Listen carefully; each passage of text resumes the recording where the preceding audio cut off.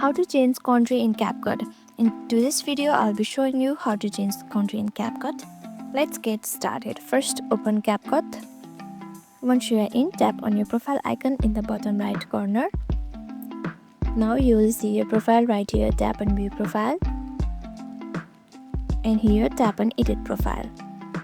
As you can see, you have nickname, CapCut ID, gender, bio and links, but you can't see the country option right here. But you can do one simple thing.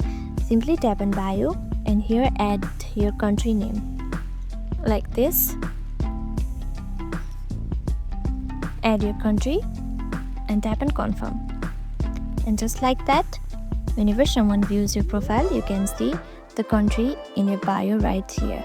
The people can find that you are from this country. Simple and easy way. Yeah, that's it.